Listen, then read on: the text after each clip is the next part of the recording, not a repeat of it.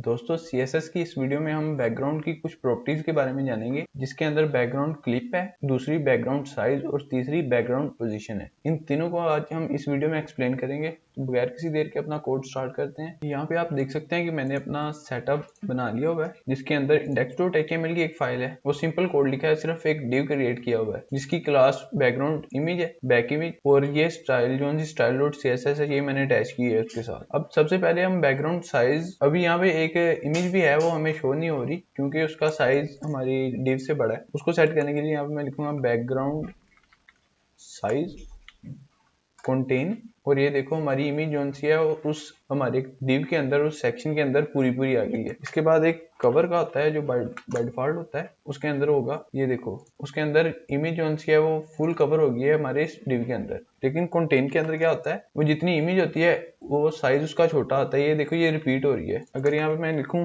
Background repeat no repeat, तो यहाँ पे आप देखोगे कि वो इमेज जो सी है वो हमारे बैकग्राउंड पे तो आएगी लेकिन पूरे बैकग्राउंड को कवर नहीं करेगी। तो ये तो एक तरीका था जिसके थ्रू हम कंटेन, कवर, इस तरह के बैकग्राउंड साइज लगाते हैं। अब यहाँ पे लगाऊंगा मैं बैकग्राउंड का साइज पिक्सल में। दो एट्रीब्यूट हम पास करेंगे, एक हाइट का, दूसरा विड्थ का। पहला मैं कर दूंगा 100 पिक्सल, दूसरा 100 पिक्सल। और यहाँ पे देखो हमारी इमेज जो सी है वो एक स्क्वायर के अंदर आ गई है क्योंकि हमने उसकी हाइट उसकी विड्थ के इक्वल कर दी है। बैकग्राउंड रिपीट नो लिखा हुआ है, अगर इसे मैं कैंसिल कर दूं फिर भी ये देखो हाइट विड्थ उसकी उतनी रही फिर भी, लेकिन वो पूरे div के अंदर उसने अपने आप को कंटेन कर लिया। ठीक है, इस तरह मल्टीपल हाइट विड्थ दे सकते हैं। मैं 150 पिक्सल कर दूंगा उसकी विड्थ हाइट, उसके बाद 200 पिक्सल कर दूंगा उसकी विड्थ। ठीक है, इस तरह हम जैसे चाहें अपनी div को स्टाइल कर सकते हैं, उसके बैकग्राउंड को भी। तो ये था हमारा एक जिसके अंदर हमने बैकग्राउंड साइज के बारे में जाना। अब हम जानेंगे बैकग्राउंड पोजीशन के बारे में। बैकग्राउंड पोजीशन, अब बैकग्राउंड पोजीशन के अंदर जो सी वैल्यूज आती हैं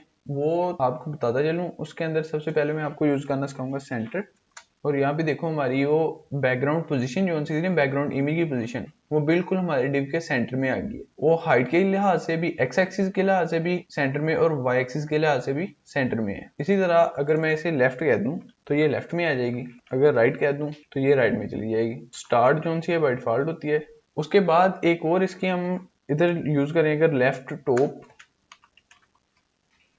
तो वो पहला जो सा एक्स एक्सिस का लेगा, मतलब मैंने कहा एक्स एक्सिस के लिहाज से वो लेफ्ट में रहे और वाई एक्सिस के लिहाज से वो टॉप पे रहे। अगर मैं कहूँ कि एक्स एक्सिस के लिहाज से वो लेफ्ट पे रहे, दूसरा वो एंड पे चला जाए, तो यहाँ पे वर्क नहीं किया, मैं देखूं तो यहाँ पे एंड नहीं आना, यहाँ पे बॉटम आना है, बॉटम। तो इसे क्या होगा, वाई एक्सिस के लिहाज से वो नीचे आ जाएगी। अब यहाँ पे भी मैं कर सकता हूँ, इसको राइट कर दूं तो ये राइट साइड पे चलेगी।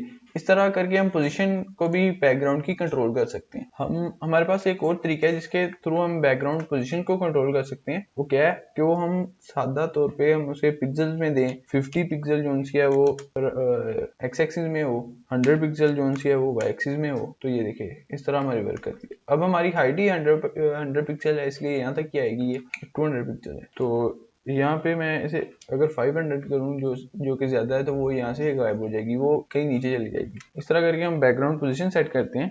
अब लास्ट पे हम जिसके बारे में जानेंगे वो है बैकग्राउंड क्लिप। बैकग्राउंड क्लिप भी एक इंपॉर्टेंट प्रॉपर्टी है CSS की। अब इसकी मैं बैकग्राउंड की साइज रिमूव करता हूँ, यहाँ से यहाँ इसे कंटेन कवर कर देता हूँ, कुछ कंटेन कर दिया मैंने, और नो रिपीट को मैं रिमूव करता हूँ पहले। इसको समझाने के लिए मुझे बॉर्डर थोड़ा सा ज्यादा देना पड़ेगा। अब यहाँ पे बैकग्राउंड क्लिप जो सी है ना, इसके अंदर हम जो सी इसकी वैल्यूज हैं वो दर्ज डालें, जिसमें बॉर्डर बॉक्स है। इसके अंदर क्या होगा कि बॉर्डर के अंदर अंदर ही हमारी इमेज रहेगी। अगर यहाँ पे मैं इसकी ओपेसिटी आपको कम करके दिखाऊं, तो यहाँ पे देखो हमारी बॉर्डर जो है उसके नीचे भी हमारी इमेज जा रही है। यहाँ पे आप देखोगे कि हमारा बॉर्डर जो है ये हल्का रेड है, इसके नीचे भी हमारी इमेज है। लेकिन अगर यहाँ पे मैं करूँ पैडिंग बॉक्स, तो क्या होगा कि हमारा बॉर्डर जो सा होगा वो अलग हो जाएगा, और बॉर्डर के अंदर जो सा है ना, अंदर वाला एरिया, उसके अंदर ही हमारी बैकग्राउंड इमेज रहेगी सिर्फ। इसी तरह हमारे पास एक और प्रॉपर्टी होती है कंटेंट बॉक्स। वो भी ऐसे ही वर्क करता है कि जो सा हमारा पैडिंग बॉक्स की जैसा ही, कि बॉर्डर के जो सा बैकग्राउंड है ना उस पर कोई इमेज नहीं आएगी, बॉर्डर जहाँ पे खत्म हो रहा है उसके बाद हमारी इमेज आना स्टार्ट हो जाएगी।